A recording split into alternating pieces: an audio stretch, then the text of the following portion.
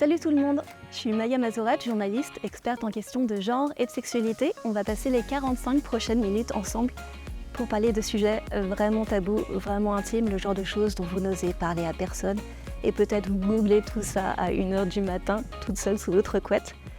Si je vous dis les règles, les mycoses, les cystites, la sécheresse vaginale, la ménopause, tous ces sujets font partie de notre santé sexuelle, ils font partie de notre corps de femme. Cette conversation elle a lieu dans le cadre de la campagne Bien-être Femmes organisée par le laboratoire Pilège, expert dans le domaine des microbiotes depuis plus de 30 ans. Si j'ai envie d'en parler aujourd'hui, c'est aussi parce que énormément de femmes sont concernées. On sait que 85% des femmes ont déjà connu des désagréments intimes. C'est un chiffre absolument énorme. Il y en a même 1 sur 2 qui est concernée actuellement. On a ces chiffres grâce à un partenariat exclusif avec l'Institut de sondage IFOP. Et grâce à eux, on sait aussi que 30% des femmes n'osent pas parler de leurs soucis de santé intime à leur médecin et 50% n'osent pas en parler à leurs proches. Ça, c'est vraiment, vraiment dommage parce que quand on ne peut pas parler d'un sujet, on ne peut pas se faire aider et on ne peut même pas trouver de réconfort. Avec cette vidéo, on va essayer de secouer un peu tous ces tabous. Alors, je vous donne le programme des 45 prochaines minutes. On va discuter avec toute une brochette d'expertes et de spécialistes qui connaissent tout au sexe féminin et à la santé intime des femmes. Et ces experts vont répondre aux questions qui vous concernent. Avec un petit peu de chance, dans 45 minutes, on se sentira toutes vraiment, vraiment beaucoup mieux dans notre culotte.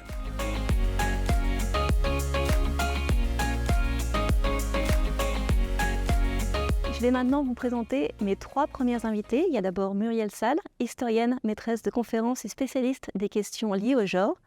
Ensuite, j'aurai Sophie Kuhn de Menopause Stories et Laure Jean de Allô Maman. Je commence tout de suite avec Muriel. Ma première question est vraiment toute simple. Pourquoi c'est si difficile, encore aujourd'hui, de parler de sujets aussi intimes ?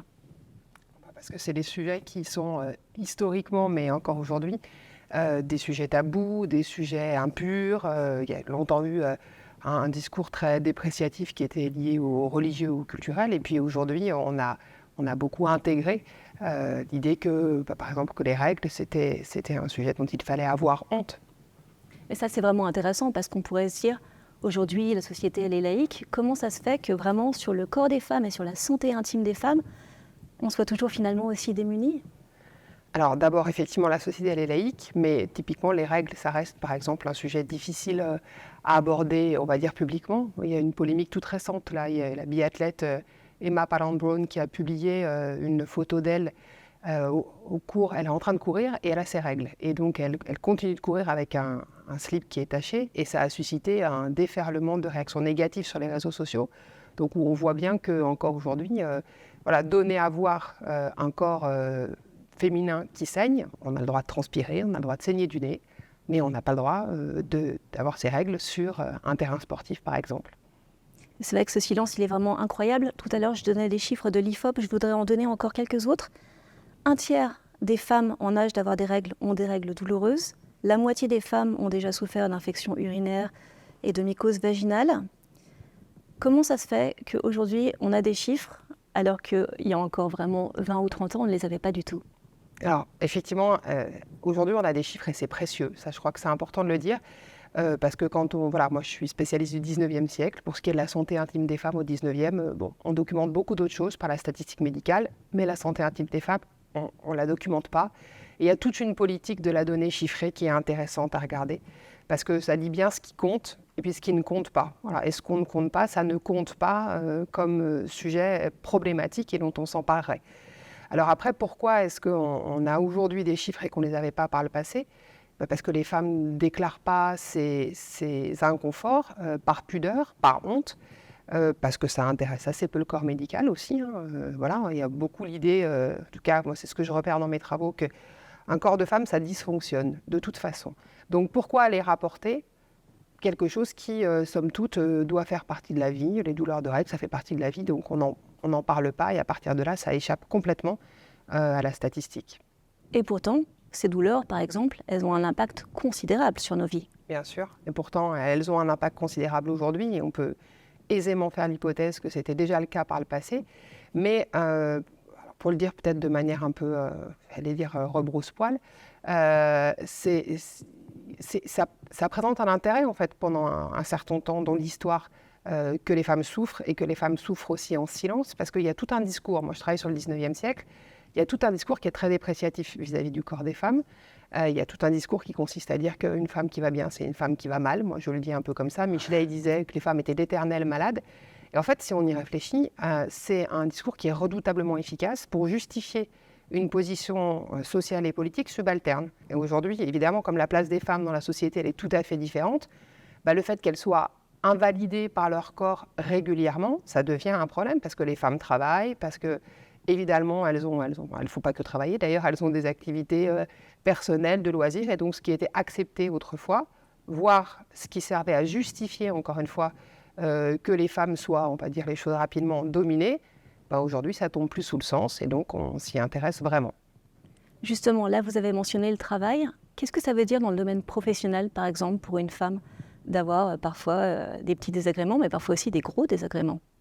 Alors là, c'est pour la peine beaucoup le travail des associations qui mobilisent sur la question de l'endométriose ou à l'heure actuelle, puisque certains pays ont mis en place des congés menstruels. C'est une idée qui commence à émerger aussi dans le nôtre, qu'on pourrait peut-être accorder aux femmes quelques jours chaque mois au titre des douleurs de règles, mais on sait qu'effectivement, c'est un pourcentage significatif de femmes qui sont empêchées dans leur vie quotidienne, au travail, pour lesquelles la position debout prolongée ou assise prolongée est problématique. Et ça peut aller jusqu'à nécessiter des reclassements professionnels, alors que peut-être déjà consentir quelques aménagements ponctuels, ça changerait déjà beaucoup la vie. Et sur un domaine peut-être plus privé, plus intime, dans le domaine sexuel ? Oui, dans la sphère intime, effectivement, on parle là des gros désagréments. Des femmes qui ont des douleurs au moment des rapports sexuels, vous avez donné quelques chiffres, c'est loin d'être anecdotique. Les travaux, selon la façon dont on pose la question, on a des réponses qui peuvent varier un peu, mais documentent le fait qu'il y a entre 15 et 20% des femmes qui disent qu'elles ont eu des rapports sexuels douloureux au cours des 12 derniers mois. Alors après, on ne sait pas pour quel énorme. motif. Oui, une femme sur 5, voilà. Oui. Après, la question qui n'est pas posée jusqu'au bout, c'est de savoir pour quel motif. Parce que est-ce que c'est de la sécheresse vaginale, est-ce que c'est une endométriose, est-ce que c'est un conjoint qui ne s'y prend pas correctement, est-ce que c'est des préliminaires pas suffisants. On peut trouver plein de raisons au rapport sexuel douloureux, mais il y a une femme sur 5 qui est concernée. Donc dans l'intimité, c'est considérable. Et on voit par exemple qu'entre le travail et la sexualité, il y a une intériorisation, une banalisation de la douleur des femmes. Oui, ça c'est aussi quelque chose à quoi, historiquement, le discours médical a beaucoup participé. Moi, j'essaie d'expliquer les choses comme ça à mes étudiants. Je leur dis, il y a tout un discours médical qui consiste à dire aux femmes, encore une fois, que les femmes, elles sont physiologiquement pathologiques, éternellement malades. Quand on est en fait pétri, y compris en tant que femme d'ailleurs, soi-même de ce discours-là, on admettra aisément que des douleurs de règles, il faille faire avec, en fait. Voilà, parce qu'on vous a martelé que la vie d'une femme, de la puberté à la ménopause, c'est quand même régulièrement de la souffrance et qu'il faut s'en accommoder. On a hérité, bien sûr, de plein de ces préjugés du 19e siècle et même d'avant. Aujourd'hui, quand même, les choses commencent à changer. Alors aujourd'hui, les choses commencent à changer, même si, faut faire un peu des réponses nuancées, mais oui, elles changent, mais elles changent quand même assez récemment, vite, mais très récemment. On pourrait multiplier les dates, mais on va peut-être en donner quelques-unes que moi je trouve très frappantes. Par exemple, le fait que la composition du sang des règles, elle est connue de manière précise depuis 2007. Le clitoris rentre dans les manuels scolaires, et encore pas dans tous, en 2017, alors que la description de l'anatomie du clitoris, c'est le XVIIe siècle. Donc on avait quand même un peu le temps de faire rentrer ces savoirs-là dans des manuels scolaires. Et aujourd'hui, j'ai le sentiment que dans les jeunes générations, par exemple, une maladie comme l'endométriose qui concerne une femme sur 10, c'est une maladie qui est plutôt connue. Mais des générations pas forcément très anciennes, mais y compris la mienne, des quarantenaires, on n'a pas entendu parler de l'endométriose quand on était des jeunes femmes. Jamais. On peut dire qu'il y a une reprise de pouvoir des femmes sur leur corps ? Je crois, oui. Moi, je crois qu'il y a des choses qui sont en train de se jouer, en tout cas, et qui sont plutôt réjouissantes, de ce point de vue-là. Merci Muriel. Avec plaisir. Je reçois maintenant deux femmes absolument exceptionnelles, Sophie Kuhn et Laure Juan.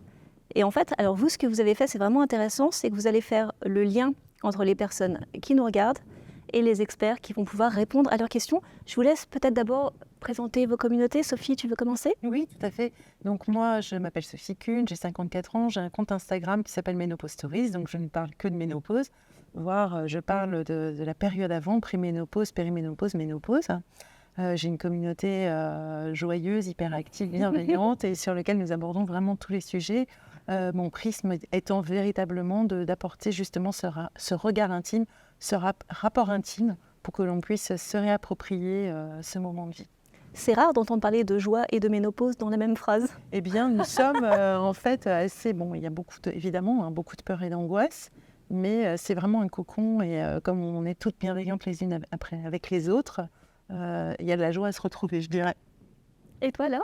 Moi, je m'appelle Laure Juan, je suis maman de 3 bouts de chou et donc je suis sur les réseaux sociaux YouTube, Instagram sous le nom Allo Maman, puisque quand j'ai commencé les réseaux sociaux, j'étais enceinte et j'appelais tout le temps ma maman. Donc, parce que voilà, quand on devient un parent, en fait, on cherche plein d'informations et c'est ce que j'ai voulu partager sur les réseaux sociaux, en fait, toute cette parentalité où, au final, à part chez les spécialistes, il y a beaucoup de tabous. Et aujourd'hui, c'est chouette parce que grâce au réseau, je trouve qu'on enlève beaucoup de tableaux sur tout ce qui se passe au quotidien des parents, quoi. Et c'est vrai que ce tabou des désagréments intimes, il nous concerne toutes. Pourquoi vous vouliez participer à cette vidéo aujourd'hui ? Ça vous concerne directement ? Ça concerne vos communautés, j'imagine ? Pour libérer la parole. Le premier point, c'est libérer la parole. Ce qui se passe, effectivement, comme le disait justement Muriel, c'est que, les symptômes sont banalisés, les désagréments sont banalisés, mais surtout, il n'y a pas de parole transmise. Après, effectivement, j'ai interrogé les communautés. Le fait aussi d'avoir vraiment un rapport très proche avec ma communauté, je sais que ces sujets-là sont des sujets très importants, elles ne trouvent pas forcément de réponse, qu'elles ont besoin d'en avoir et qu'elles sont vraiment très m'aider. Voilà, donc c'était très très important pour moi d'être là.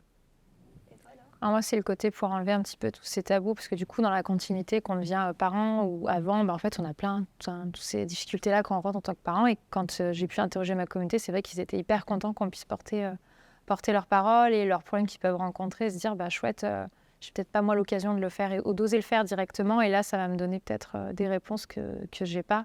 Et pouvoir un petit peu justement redonner ce que la communauté peut nous donner, je trouve que c'est chouette.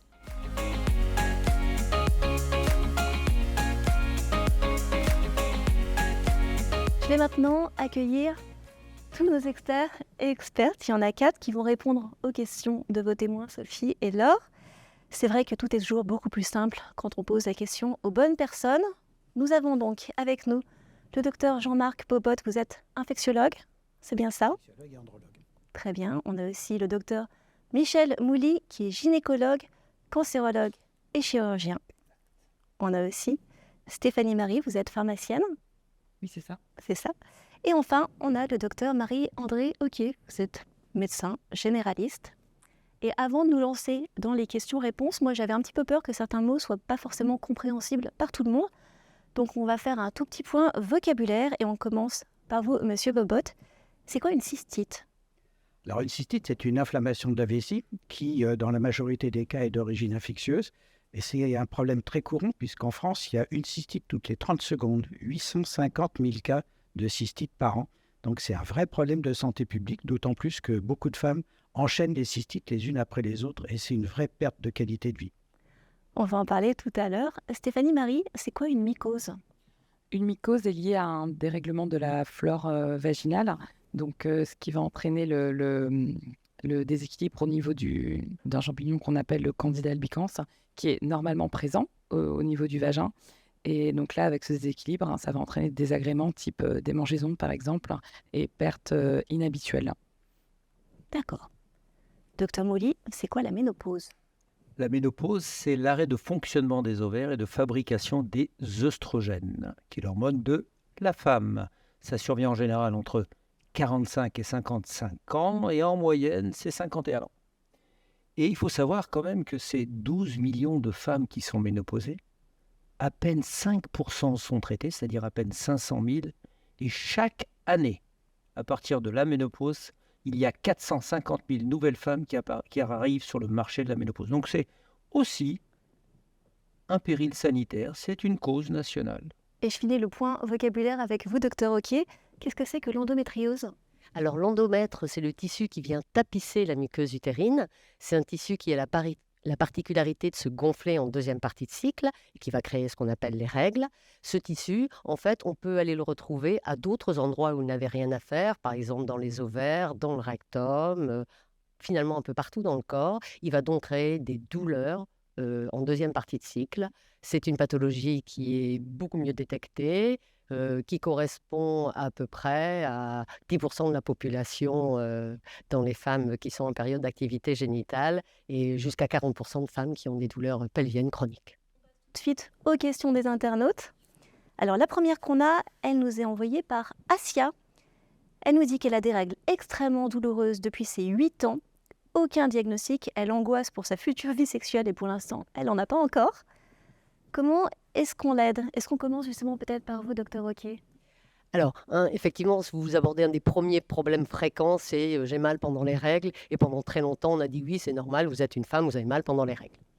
Donc ça, c'est une question maintenant qui peut être non, c'est pas normal d'avoir tant de douleur. Donc oui, on diagnostique. Souvent, il faut à peu près 7 ans de douleur avant de poser un diagnostic. Donc C'est énorme. tout à fait dans 7 ans. Bon, grâce à ce genre d'émission, je pense que ça permettra en fait, l'idée c'est de faire un diagnostic assez tôt, parce que non, on ne voit pas avoir de mal pendant longtemps. Pour la question des rapports sexuels après, je vous ai dit qu'il pouvait y avoir des tissus d'endométriose au niveau de ce qu'on appelle les ligaments utérosacrés au niveau du rectum. Donc oui, il peut dans certains cas, pas du tout toujours, avoir des douleurs au moment des rapports, mais là aussi c'est notre rôle de médecin et je passe la parole à mon collègue. On a plein de solutions à vous apporter, rassurez-vous. Alors effectivement, la première des solutions, c'est d'être bienveillant et d'écouter les jeunes filles. Alors souvent maintenant, elles sont accompagnées par leur maman, qui savent exactement ce que c'est. Et donc avant, il y avait ce temps de latence, qui était de 7 à 10 ans, où on découvrait qu'il y avait une endométriose, mais il était trop tard. Et de ce fait, on a l'écoute, on doit éventuellement les aider, et il ne faut pas accepter qu'une jeune fille, elle doit le savoir, cette jeune fille, même si elle ne va pas voir sa maman, qu'elle a des règles qui sont longues, abondantes, avec des caillots, et surtout douloureuses, c'est pas normal. La deuxième question est posée par une jeune femme qui s'appelle Morgane. Elle demande à quoi correspondent les pertes blanches. Je vous pose cette question plutôt à vous, Stéphanie Marie, c'est quoi? Les pertes blanches sont des pertes complètement naturelles chez une femme. Normalement, elles servent à plusieurs choses. Un espèce d'auto-nettoyage du vagin, déjà d'une part, et aussi pour permettre aux spermatozoïdes de remonter lors de la fécondation. Donc ça, c'est plus pour les femmes en âge de procréer. Mais donc, souvent, les jeunes filles ou les femmes pensent que c'est lié à une mauvaise hygiène ou quelque chose de pas bien. Mais non, c'est totalement naturel chez une femme. Ça va devenir problématique avec certains désagréments accompagnés. Donc, c'est-à-dire soit une mauvaise odeur, soit des démangeaisons. Donc, à ce moment-là, en effet, on en parle soit à son médecin, soit à son pharmacien. Mais sinon, au quotidien, dans le cycle, pas d'inquiétude. D'accord, donc quand on rentre chez soi le soir et qu'on voit un petit peu des traces blanches, c'est complètement normal et c'est pas sale. C'est complètement normal, ce n'est pas sale et ça ne nécessite pas une hygiène plus que nécessaire. C'est-à-dire que un nettoyage quotidien à l'eau claire est largement suffisant en fait pour une femme. On va employer des choses antiseptiques, donc type désinfectant, plutôt dans des situations, comme je décrivais tout à l'heure, anormales. Mais au quotidien, de l'eau claire... On se lave pas avec du savon extrêmement Non. agressif, on se met Non. pas de parfum. Non, c'est vraiment de l'eau claire et... Pas agresser le vagin. Alors, Voilà. j'aurais revenir sur quelque chose que vous avez dit qui me paraît tout à fait juste, c'est que le vagin est auto-nettoyant. C'est-à-dire qu'il est absolument interdit de faire des toilettes internes. Et donc, on ne lave que l'extérieur avec des produits doux, tout à fait d'accord. Les antiseptiques, moi, je ne suis pas tellement pour parce que ça détruit la flore à l'extérieur, quelle que soit la situation, même en période infectieuse. Mais surtout, le principe, c'est ne jamais laver l'intérieur du vagin qui est parfaitement équipé pour se nettoyer tout seul. Alors, la question suivante, moi, elle me concerne aussi personnellement. C'est donc Sophie qui nous demandait tout ce qui concerne les infections urinaires à répétition. Donc, elle est infirmière, donc elle est un petit peu du milieu et elle a une hygiène intime, rien à dire. Et en fait, c'est fini par partir tout seul. Et du coup, qu'est-ce qui peut faire que ça arrive et puis que ça part comme ça tout seul?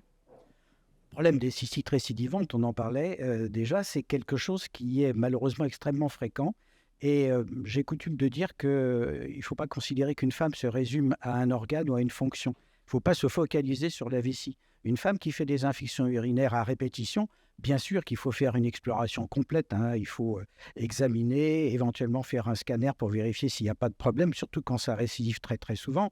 Mais dans la majorité des cas, il faut bien comprendre qu'à l'intérieur de la vessie, il y a ce qu'on appelle un microbiote, c'est-à-dire une communauté de bactéries qui sont protectrices. Mais il y a aussi des bactéries qui peuvent s'avérer extrêmement agressives. Et donc tout ce petit monde est connecté avec le vagin, connecté avec l'intestin, ce qui fait qu'une femme qui fait des cystites récidivantes, il ne faut pas s'occuper uniquement de la vessie. Il faut lui poser des questions. Madame, est-ce que vous avez des douleurs lors de rapports sexuels? Est-ce que vous avez des infections vaginales? Est-ce que vous êtes constipé? Est-ce que vous êtes ballonné? Et donc, on trouvera toujours un moyen de résoudre le problème, et pas uniquement avec des antibiotiques, mais avec des produits comme les probiotiques qui sont parfaitement susceptibles de gérer un problème de déséquilibre de la flore intestinale, du déséquilibre de la flore vaginale. Et puis, il faut bien comprendre que faire des cystites à répétition, c'est un facteur de stress. Or, le stress est un facteur majeur de déséquilibre des flores, comme le tabac, comme les antibiotiques, et au même titre que ces facteurs-là. Et donc, bien souvent, quand on arrive à résoudre un problème d'un côté, avec de l'exercice physique, avec l'arrêt du tabac, avec des probiotiques, eh bien, les cystites disparaissent miraculeusement. Alors, je rebondirai aussi un peu là-dessus, hein, parce que c'est vraiment un problème qu'on a fréquemment. Premièrement, que vous disiez tout à l'heure, définir le terme de cystite, parce qu'il l'a bien défini, ça peut être une inflammation, pas obligatoirement une infection. On a parlé plusieurs fois déjà de sécheresse, par exemple. On a un tissu. Vous comprenez que si le tissu de la vessie est un peu trop sec ou autre, on peut avoir des infections juste mécaniques, c'est des inflammations.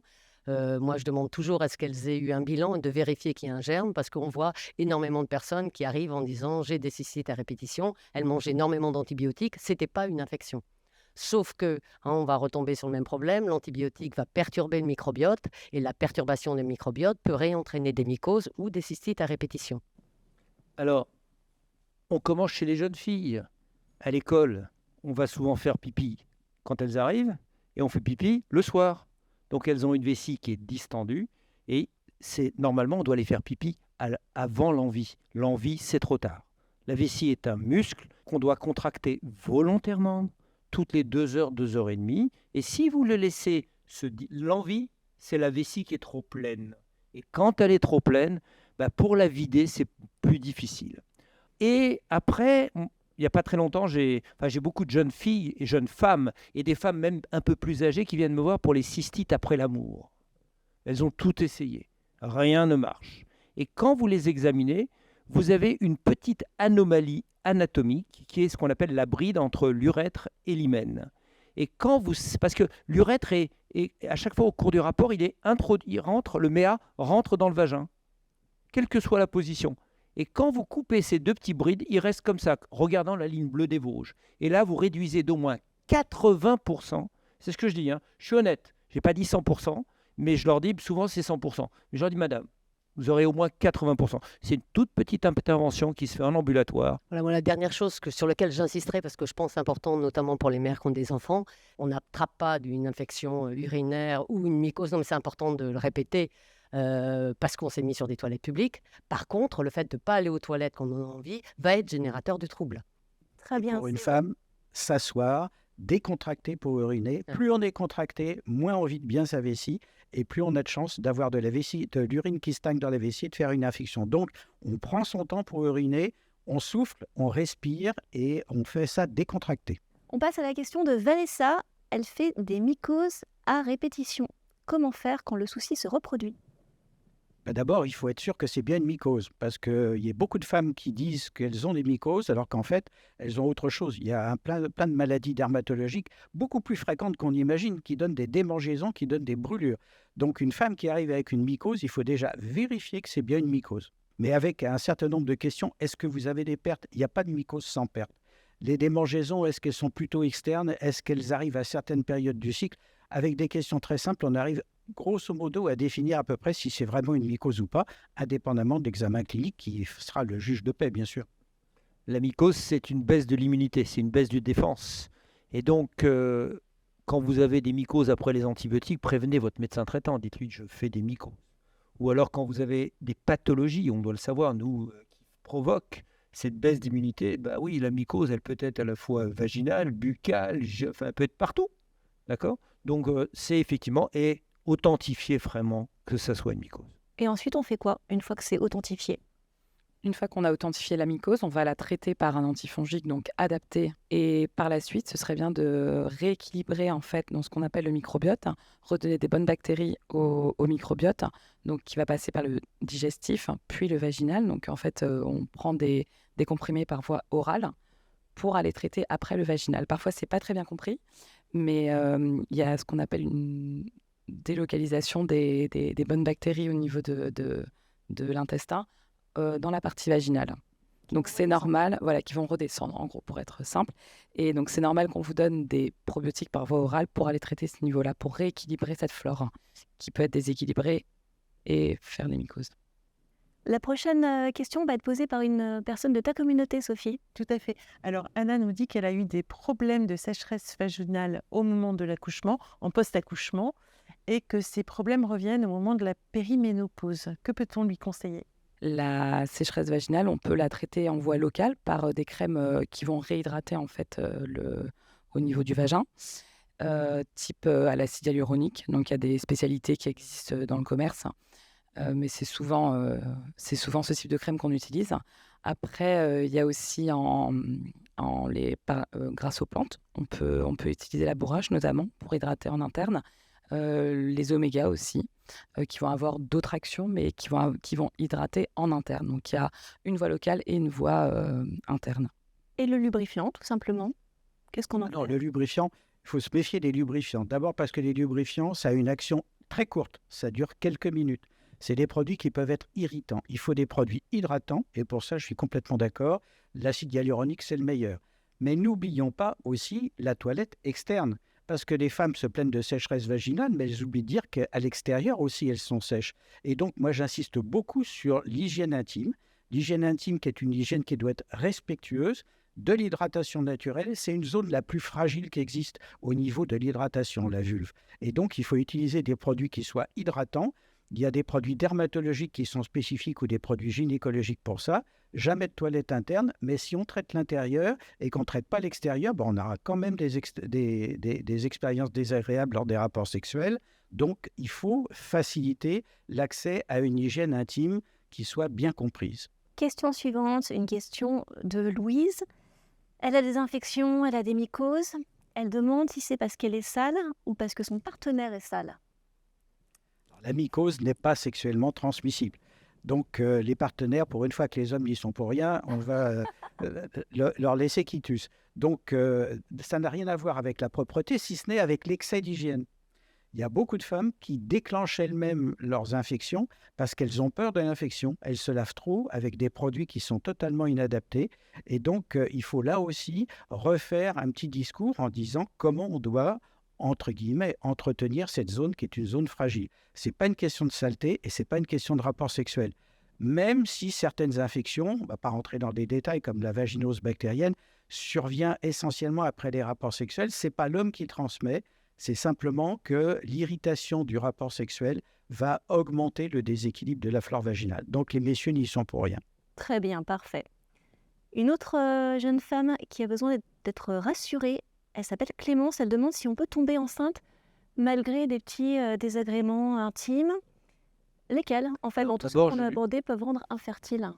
Les bobos sexuels. Alors avant, on avait effectivement des bobos sexuels qui étaient des infections qu'on appelait les fameuses salpingites qui faisaient qu'on pouvait difficilement être enceinte. On a l'endométriose qui peut être aussi un bobo sexuel parce que quand on a des nodules dans le vagin, c'est catastrophique. Mais ça n'empêche pas d'être enceinte quand même. Mais voilà. Mais rassurons les femmes qu'à notre époque, on a des associations, on a des moyens. On peut ne pas être stérile, on peut être infertile et être enceinte par des moyens différents.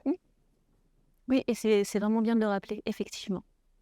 Très bien. Laure, tu avais une question encore de ta communauté? Oui, alors là, on va être de nouveau sur le postpartum. Là, c'est un couple qui s'appelle Jules et Inès. Et du coup, elle est en plein postpartum et la libido, c'est compliqué. Donc, quel conseil pour un couple pour se retrouver au niveau de l'intimité quand beaucoup de changements au niveau du bas pour la femme, tout simplement?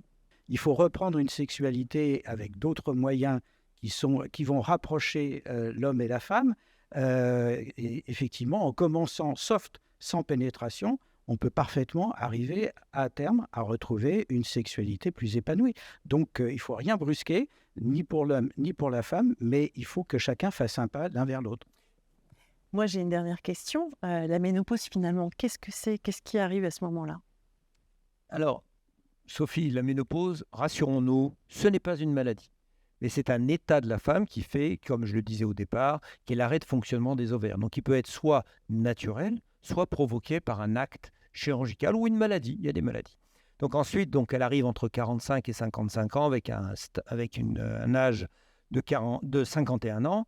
Et qu'est-ce qu'on fait? Alors moi, personnellement, comme je disais au départ, on a 14 millions maintenant de femmes ménopausées. 5% sont traitées.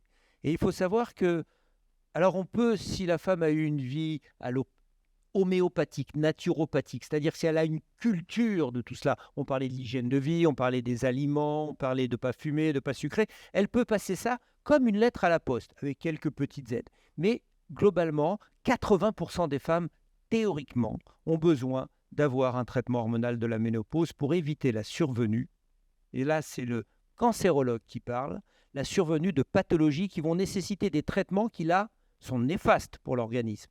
On a un traitement avec ce qu'on appelle les hormones bioidentiques, les hormones naturelles, qui vont permettre à la femme que la ménopause soit une promenade de santé. Merci à toutes, merci à tous, c'était vraiment instructif, j'ai appris plein de choses. Merci.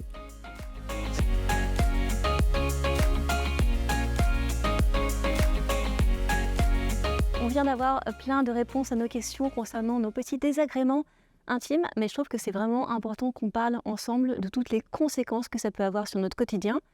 Pour ça, et là on est 6 autour de cette table. Bon, alors il y a Sophie et Laure qu'on a déjà vues. Il y a Muriel Salle qui est toujours historienne depuis tout à l'heure, c'est bien ça. On a à côté de moi Alice de Maximi, qui est fondatrice d'Ashkind et du collectif Femmes de Santé. Bonjour. Et on a aussi Yasmine Kando, présidente de l'association Endo-France. Bonjour. C'est bien ça, c'est parfait. Alors, on est vraiment sur des sujets hyper tabous et justement, je voulais savoir si vous deux, c'était quelque chose que vous aviez ressenti en consultant les réponses que vous ont données les personnes de votre communauté. De manière générale, depuis que j'ai créé le compte, oui, je sais que le sujet est extrêmement tabou, que les aider à mettre déjà des mots sur les mots, ça prend déjà du temps. En revanche, une fois qu'elles sont en confiance et qu'elles peuvent parler et qu'elles ont l'impression d'avoir l'oreille attentive, elles parlent, elles communiquent. Alors, c'est quelque part la notion d'intime qui, des fois, nous bloque. Oui, alors moi, je dirais que j'ai peut-être un avantage. Comme je traite de la ménopause, en fait, dans la tête, dans l'inconscient collectif, ménopause égale symptômes. Donc, à partir du moment où elles ont associé que je parlais de ménopause, donc de symptômes, elles arrivent plus facilement à parler du symptôme brut. Mais moi, ce que je note véritablement, c'est que l'intimité, l'intime est politique, en réalité. C'est une vraie arme que de comprendre son intime, d'interroger son intime, pour pouvoir ensuite en parler autour.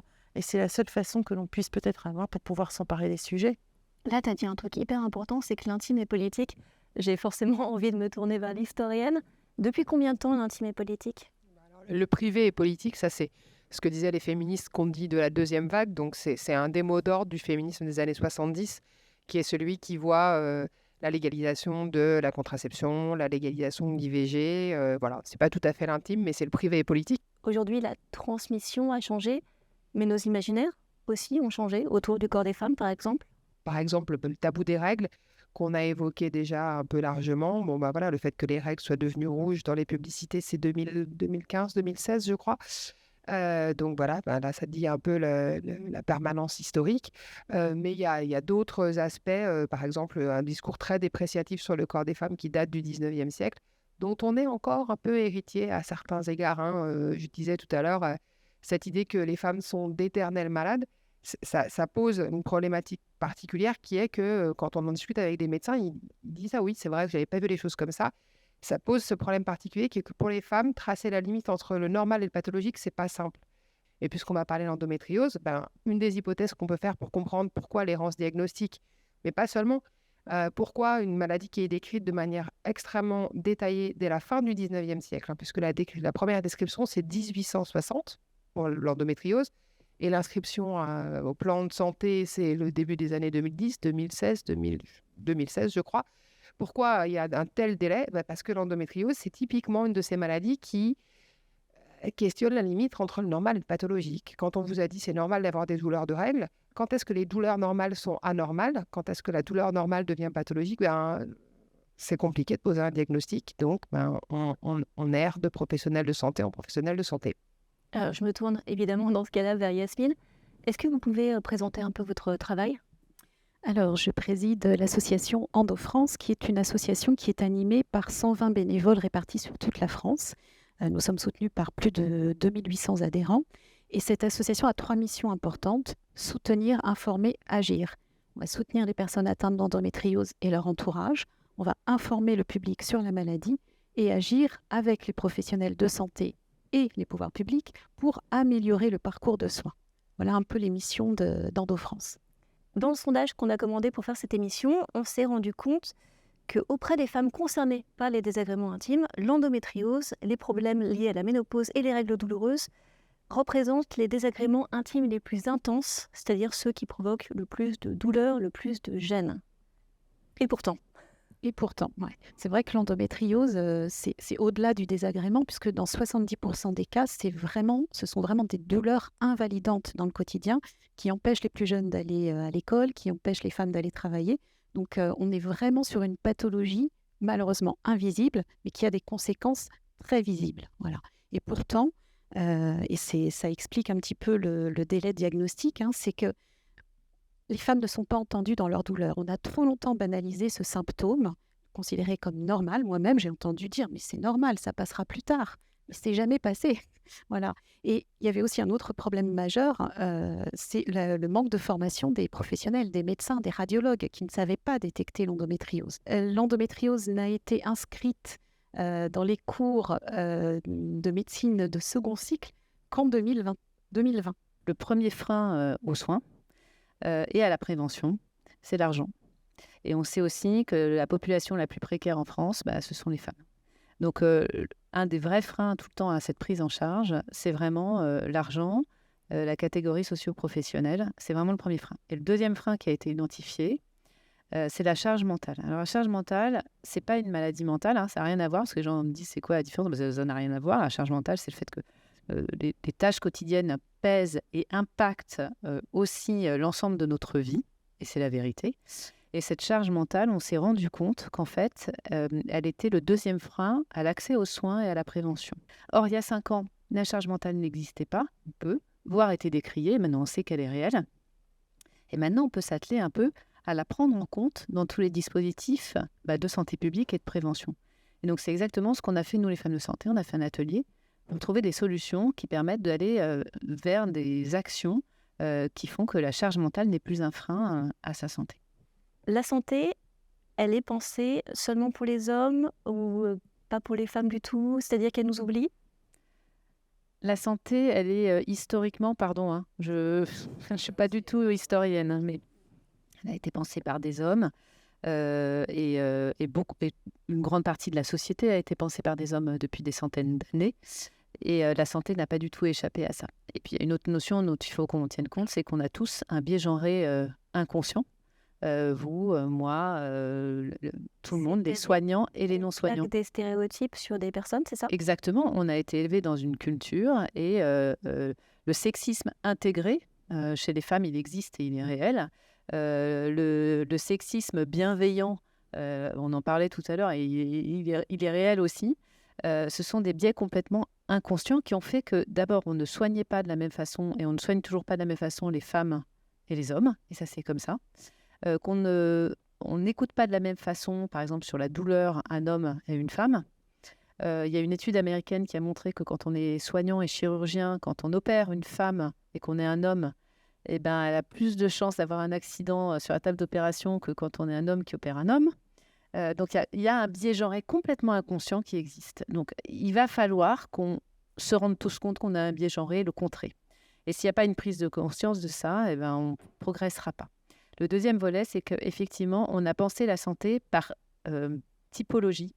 Soit, quand on est un laboratoire pharmaceutique, on va la penser par aire thérapeutique, c'est-à-dire, on soigne quel type de maladie. soit quand on est soignant, on va le penser par zone anatomique. Il n'y a pas de référencement officiel des maladies féminines. De même qu'il n'y a pas de référencement officiel des maladies mixtes qui ont des symptômes différents entre les hommes et les femmes. Mais ça, c'est incroyable, par Ben exemple. oui, c'est incroyable. Et ça montre à quel point on n'y a juste pas pensé. On n'a pas pensé la santé genrée. Et c'est aussi parce qu'on vit dans un état de droit, et heureusement qu'on vit dans un état de droit avec une égalité stricte. On l'a voulu, elle doit être là. Mais dans la santé, il faut aussi de l'équité. C'est indispensable d'avoir cette équité dans la santé pour bien soigner les gens. Donc en fait, c'est là-dessus qu'on travaille, nous, les femmes de santé. Et par exemple, j'imagine que vous deux, vous êtes aux prises justement avec les employeurs, avec les professionnels. Dès qu'on parle d'intime, dès qu'on parle vraiment aussi de ce qui se passe dans notre culotte, on se dit c'est pas le lieu. Le travail n'est pas un lieu où on peut parler de nos désagréments intimes.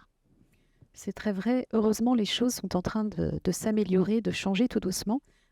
Par exemple, depuis 2 ans, on intervient dans les entreprises à la demande des ressources humaines ou à la demande des missions mixité, handicap, quand elles existent dans les grands groupes, pour parler d'endométriose et de l'impact que ça a sur le quotidien, et notamment sur le quotidien professionnel. L'idée, c'est vraiment de changer le regard sur cette maladie invisible et de changer de regard sur la personne qui souffre d'endométriose dans notre entourage professionnel, afin peut-être de l'aider et tout simplement de ne plus avoir de remarques désobligeantes, malveillantes. Donc on intervient vraiment de plus en plus et dans des grands groupes pour changer les choses et pour amener l'endométriose dans le monde professionnel. C'est une maladie qui, avec des aménagements du poste de travail, pourrait permettre un maintien dans l'emploi pour celles qui en souffrent. Et puis, dès que c'est lié aux règles, il y a aussi quelques hommes qui tournent un petit peu de l'œil dès qu'on parle ne serait-ce que de protection hygiénique. Ça, c'est aussi compliqué au travail. Ça existe encore malheureusement, mais là aussi j'ai envie d'être optimiste, c'est ma nature. Les choses évoluent puisqu'il y a des hommes présents dans ces sensibilisations que l'on mène, et très souvent ce sont eux qui posent les questions. Et puis ils se rendent bien compte quand je finis par leur dire, vous savez, une femme sur 10, vous en avez forcément une dans votre entourage, forcément. Et là ils se rendent compte. Même s'il y a une levée des tabous qui commencent, grâce d'ailleurs aux jeunes femmes qui se sont baladées sans protection hygiénique, merci mesdames, eh bien il reste quand même une banalisation des symptômes. Et c'est pas la même chose que des tabous, c'est encore autre chose. Comment on fait pour faire tomber un tabou? Dure question, je sais. Muriel, peut-être? La question piège, non, déjà, je crois qu'on peut-être on évoque le sujet, c'est déjà participer à lever le tabou. Et puis peut-être, alors, mais là, je plaide pour ma paroisse, mais on montre comment un tabou s'est construit. J'ai une dernière question. Si on devait appeler les pouvoirs publics à mieux nous traiter, qu'est-ce qu'il faudrait leur demander? Alors, nous, on est déjà dessus. Il y a eu quelques petites soirées à appeler les cabinets ministériels quand on avait écho qu'il y avait une réunion égalité le lendemain de matin très tôt. On sait que grâce à nos travaux, certaines propositions du plan d'égalité, il y a un des piliers des 4 qui est sur la santé de la femme. Voilà. Et donc, on sait que nos propositions et certaines d'entre elles ont été reprises dans ce plan. Et on a eu d'ailleurs des remerciements pour ça. Donc, on agit. On a fait une stratégie nationale santé de la femme qui peut être signée par n'importe qui. Et puis, on est en train de créer cet institut qui veut accompagner cette stratégie en coordonnant les actions et les acteurs, en accompagnant les projets à but lucratif et à but non lucratif, parce que dans la santé, il ne faut pas faire cette segmentation-là, parce que ça sclérose la santé. Donc, on ne veut pas la faire. Et le dernier pilier, c'est toute cette advocacy, cette information, ce référencement justement qui n'est pas fait de ces maladies. Il faut qu'on arrive à faire cette structure, qui serait une structure d'intérêt général en fait, mais qui regrouperait tous les acteurs, publics ou privés, peu importe, parce que c'est vraiment là-dessus qu'on arrivera à faire avancer une santé plus genrée avec tout ce que tu viens de dire, ces formations qui ont besoin d'accompagnement, ces associations qui se sont tant battues, et merci pour toutes ces femmes pour pouvoir justement avoir une vraie stratégie nationale endométriose. Alors, si j'ai bien compris, quand même, les choses avancent. On a encore pas mal de pain sur la planche, mais on a un plan. Oui. Donc, on finit quand même sur une note optimiste. Exactement. Merci.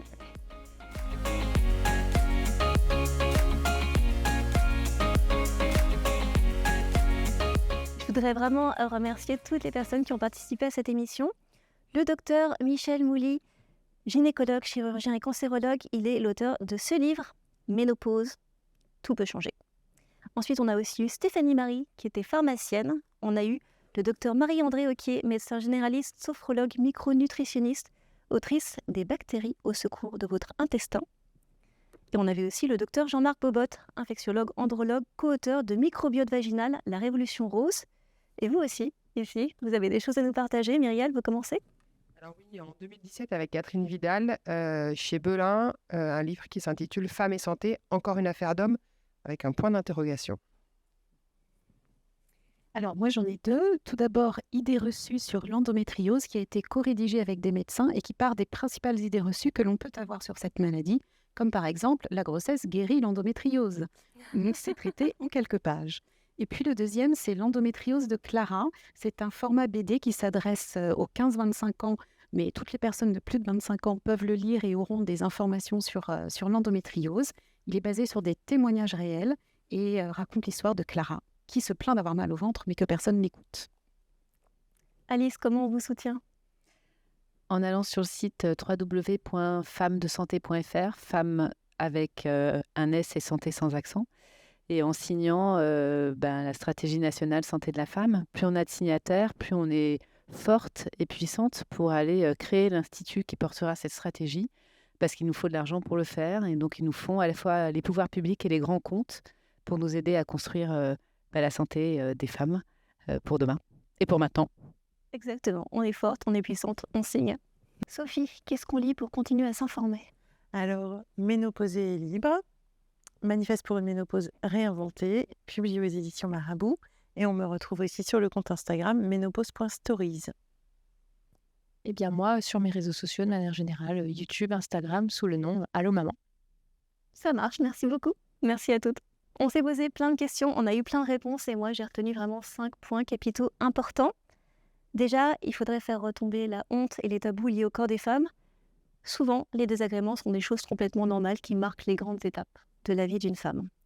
Ensuite, un bon diagnostic, c'est vraiment crucial parce que des bobos avec lesquels on vit pourraient parfaitement être pris en charge si on parlait à la bonne personne.